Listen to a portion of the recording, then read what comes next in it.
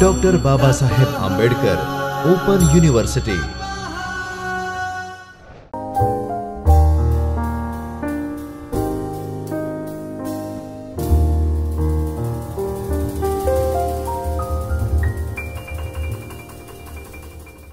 Namaskar students, I Dr. Jaini Shah from Dr. Babasaheb Ambedkar Open University welcome you all to the video lecture series of Bachelor of Arts in English Literature. Friends, this particular session is from second year BA, paper number 3, History of English Literature. Unit number 12, the title of the unit is Augustan Age, its major writers and literary works.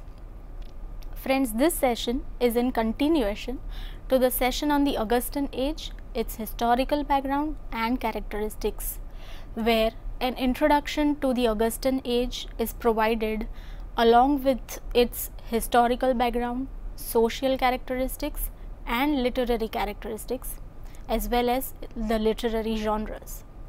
This particular session will help you to know the major writers of the Augustan Age, along with relating the specific works of these writers, and you will be able to appreciate the features of the literature of Augustan Age.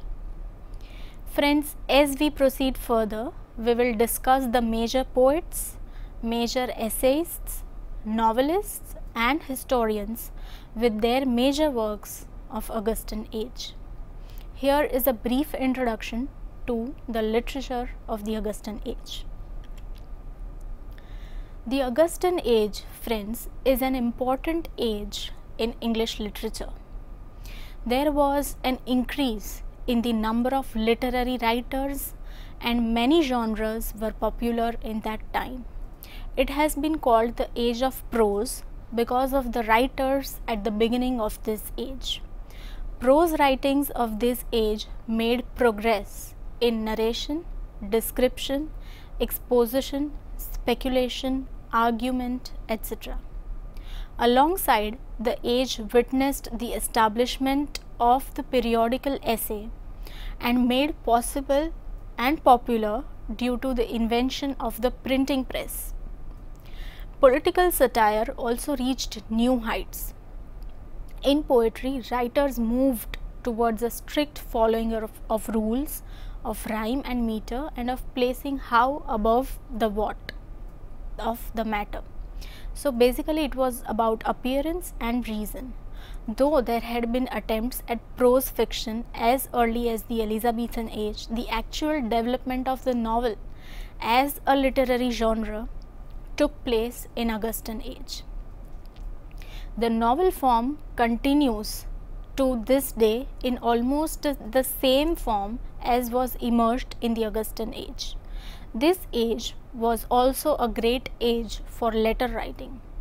As letter writing is an art that can be cultivated only in an unhurried age of ease and leisure, this age seemed to be ideal for this purpose. The letters of this century, both by their bulk and quality, constitute an important stock of literature. The drama of this age has nothing to commend itself and was indeed a dull and dreary affair. Drama declined, but dramatic activity continued. This age produced actors and actresses who seem to be better known than the dramatists of this age. Noticeable in the drama of this period is the French influence. Now friends, let us begin with the poetry of Augustan Age. The poetry of the 18th century was as different from the previous age as it can be, that is, the Restoration Age poetry, as the poetry of the Romantic Age would be. The split from Romanticism seems complete and the ideals of classicism begin to reign supreme. In no genre is the triumph of classicism seen more fully than in poetry. The lyric almost disappears, and whatever little of it remains is of a light and artificial nature and a pale reflection of the Caroline poetry. The ode still survives in the Pindaric form. The satiric type of poetry is seen in great measure and is of high quality. It is not, however, of the standard of Dryden. Satire tends to be lighter, brighter, but more cynical. In addition to the heroic couplet, the octosyllabic couplet was becoming popular. Another development in satire was the epistolary form of the satire. Narrative poetry is of considerable bulk in this age and contains some of the best productions of this period. There is visible a slight revival of the ballad and some poor imitations of earlier ballads. The artificial type of the pastoral was highly popular. Some reasons for this may be the air of rusticity it gave to many compositions. It described the city life, the country life. It was considered to be elegant, it was easily written, and it had the appeal of the ancients. Now let us look at the major writers and their works of Augustan age. First one is Alexander Pope. Friends, the most important poet of this age was undoubtedly Alexander Pope. As a poet, he was deeply affected by the experiences of his life, which included his physical weaknesses, his character, which seemed a mass of contradictions, the mental agony caused by the taunts and sneers of his enemies, the rivalry for poetic fame, an animosity which was intensely personal and vindictive, and it gave to his satirical portraits a vigor and incisiveness which have indeed made his poetry immortal. Pope's works may be divided into two groups, earlier group and the later group. In the earlier group, we have his pastorals, the Rape of the Lock, and his translations of Homer, while the later group consists of the Dunciad and the satires in the epistles. Friends, the pastorals were published in 1709, and pastorals are based on classical models. The characters and scenery seem to lack vigor and reality. However, the work is important as an experiment in verse technique. His medium was the heroic couplet, and he handles it with great metrical skill. Variation of speed and tone as well as delicacy of touch is visible. The rich description is loaded with epithet and the diction is often artificial. Now, The Rape of the Lock, published in 1714, is a mock heroic poem. Friends, mock heroic epic is a genre which has a treatment of epic poem, but the subject matter is not as heroic as epic poem. Pope's The Rape of the Lock satirizes the fashionable society of the 18th century.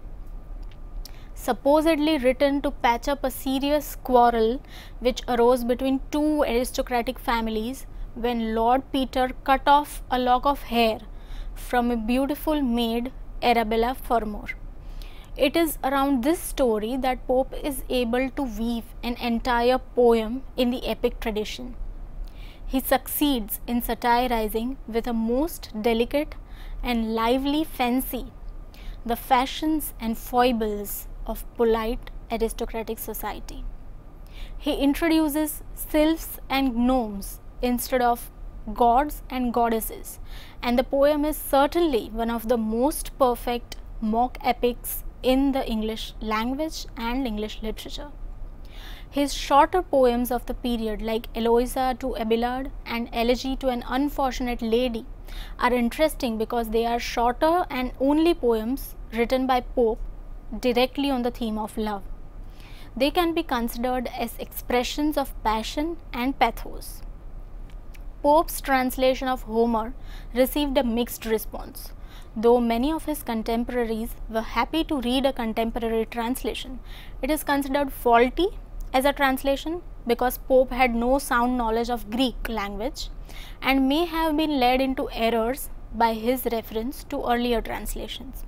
At the same time, it is a brilliant poem which is fast moving and full of eloquent speeches, even when far removed from the vigor of the original. It can be said that Pope had only one dress to clothe all subjects, which was the highly artificial dress of the merchandised couplet and sophisticated wit. Pope's The Dunciad was a response to Theobald's criticism of Pope's edition of Shakespeare. The Dunciad was a war of wit against dullness. Infuriated by the criticism against him, Pope first made Theobald the hero of Dunciad, but in the later edition substituted him with Cibber, who had been appointed the poet laureate. The satire is undoubtedly brilliant in its scorching abuse, but critics have pointed out that Pope need not have wasted his poetic talent for the gratification of personal dispute.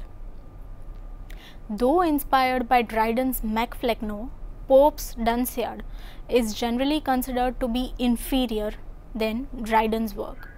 The satires and epistles were the last important works of Pope and were written in imitation of Horace.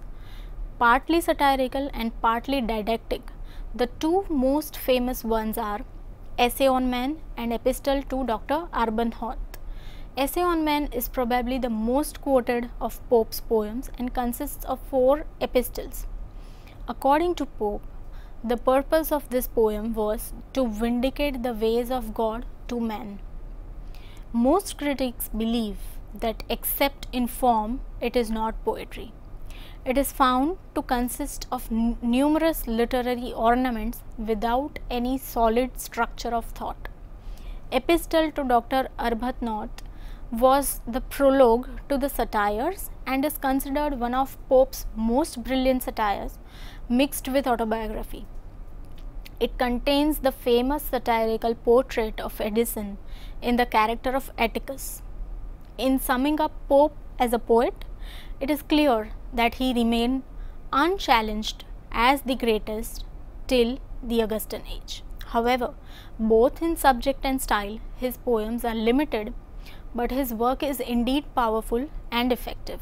A study of his technique shows his meticulous attention to the right word at the right place.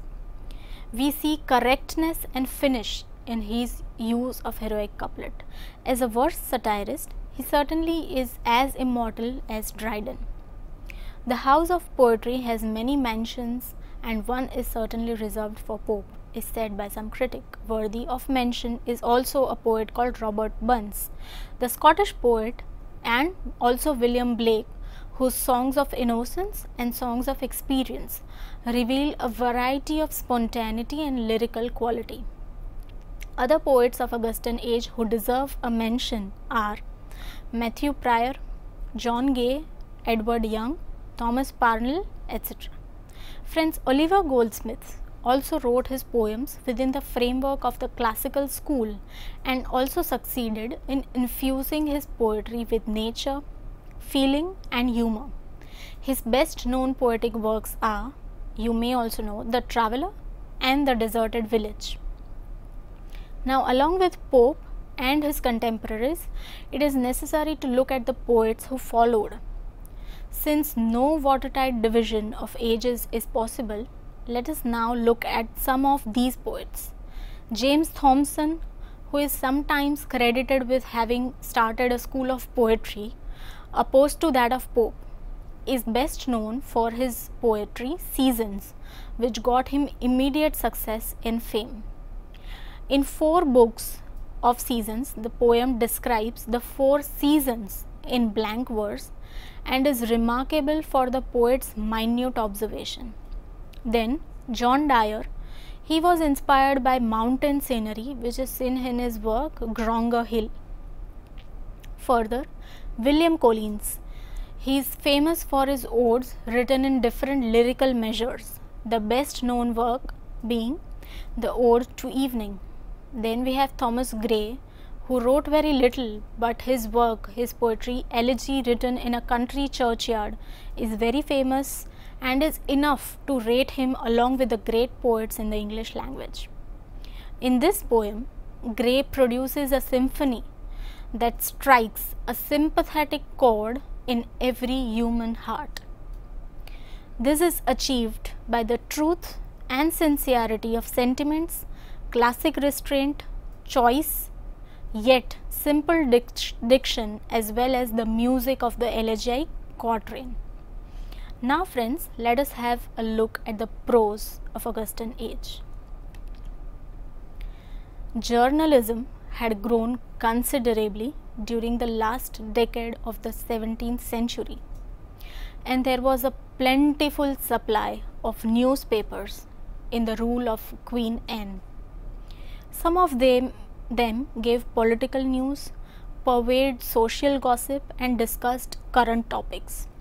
Some gave importance to social criticism with a moral and educational aim. They attempted to instruct the public on what to think. Periodicals such as the Tatler, the Spectator were the important ones, followed by the Rambler. Friends, periodical is a new literary form that emerged during the early part of the 18th century, came out regularly in affordable publications, and were only 2 to 3 pages in the length.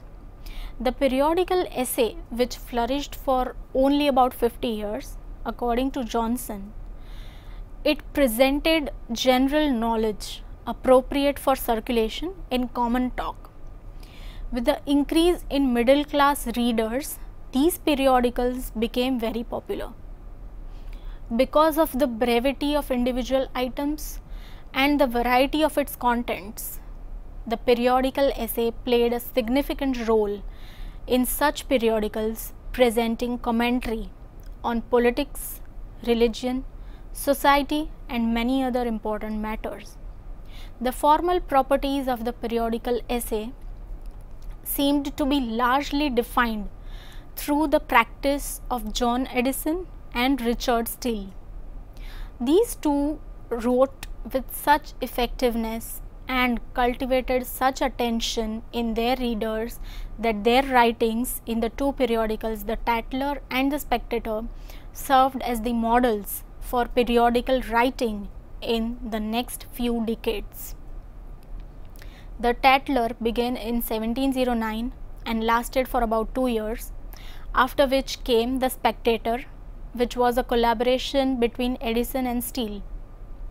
The moral and educational purpose of this periodical was explicitly stated by Addison when he said that it was his ambition to bring philosophy out of closets and libraries, schools and colleges, to dwell in clubs and assemblies, at tea tables and coffee houses. This was made possible by periodicals. Further, Richard Steele and Joseph Addison, as originator of the Tatler and co-author of the Spectator, Steele has contributed greatly to the development and popularity of the periodical essay.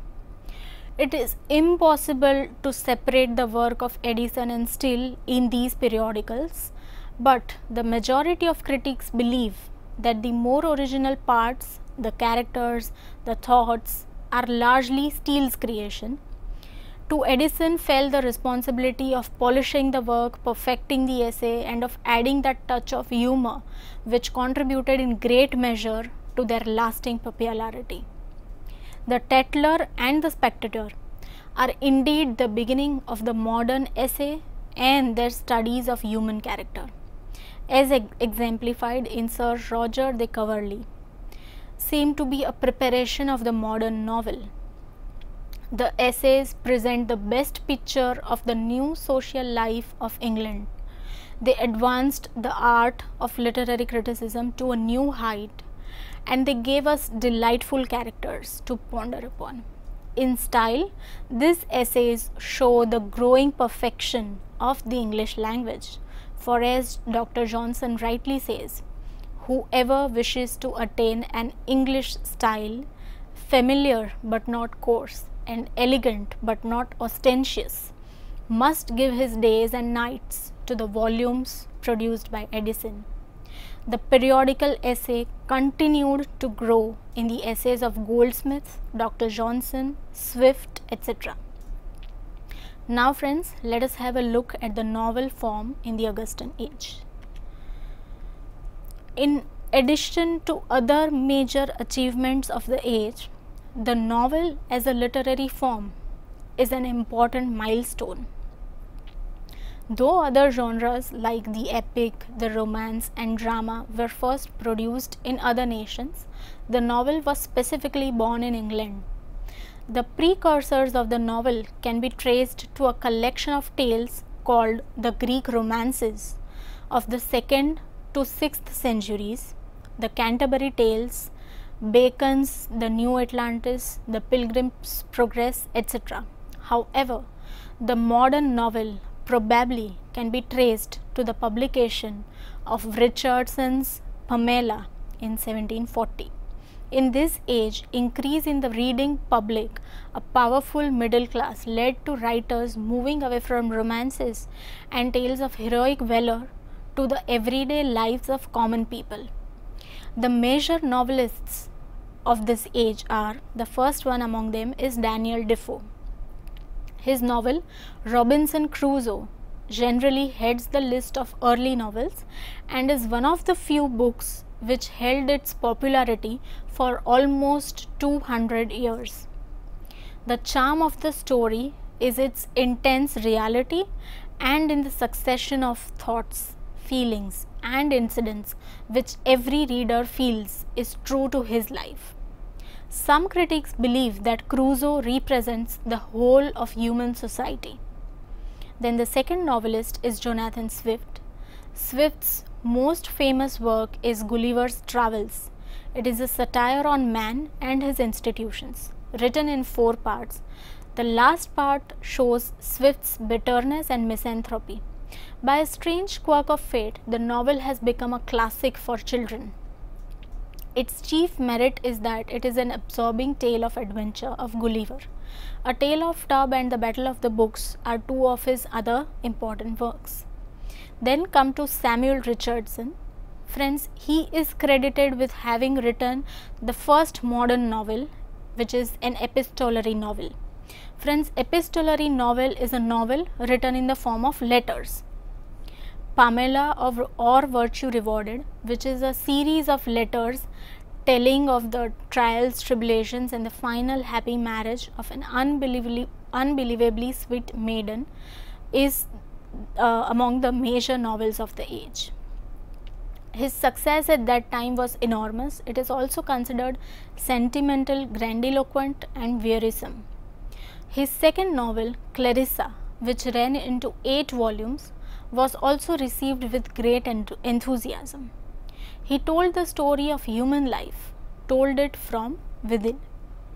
Next novelist is Henry Fielding. His first novel, Joseph Andrews, was inspired by the success of Clarissa and began as a burlesque of the false sentimentality and the conventional virtues of Richardson's heroine.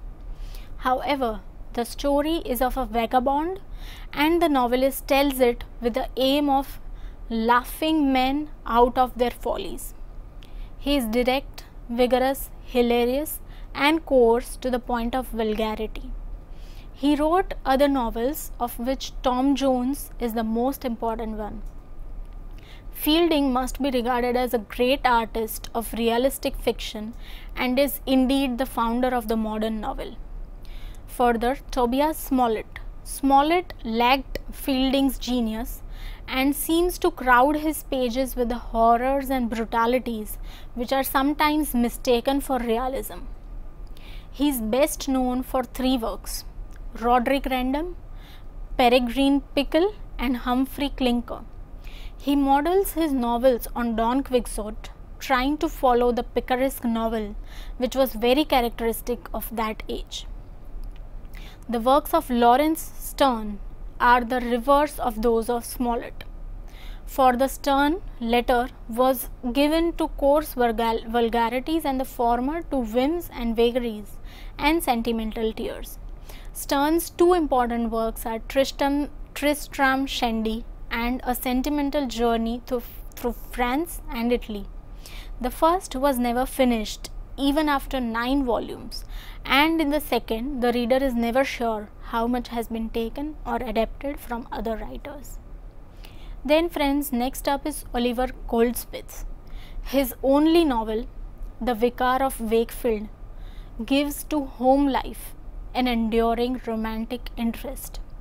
In this simple story of common life, Goldsmith seems to have accomplished three noteworthy results. He has made human fatherhood almost a divine thing. He has glorified moral sentiments. And in the character called Dr. Primrose, he has created a striking and enduring figure who seems almost like a personal acquaintance rather than a character from a book. Now friends, having this idea of novels, let us look at the prose writers and the historians of this age. This age also witnessed prose writings other than the novel and the essay. For example, historians like Edward Gibbon with his work called The Decline and Fall of the Roman Empire, David Hume with his work called A Treatise of Human Nature, William Robertson with his work The History of Scotland deserve a special mention. James Boswell's biography, The Life of Samuel Johnson, ranks as one of the best biographies written in English language. Edmund Burke's philosophical writing called A Vindication of Natural Society and his political work called Conciliation with the Colonies show all the devices of the orator and are fired by an impassioned imagination. So friends, with this session on the major writers and works of the Augustan age, you will be able to understand the reasons for the growth of these genres and analyze the various genres which were popular during the Augustan age. Friends, here are some of the questions to check your progress. You may attempt to write these answers, which will give you a clearer idea on the topic that is discussed now. Further, friends, here are some of the references which you can take up for further reading. The first one is A Critical History of English Literature, Volume 1 and Volume 2 by David Deutsches. Second is A Compendious History of English Literature by R.D. Trivedi, as well as English Literature by W.J. Long. And below are some of the links to the open sources available freely on the internet, which may be helpful references and resources for you. So friends, thank you for watching the video. I hope it has helped you in understanding the Augustan age from the perspective of history of English literature, along with the major genres emerging in the Augustan age and the major writers of the Augustan age. So friends, thank you, goodbye, and see you around next time.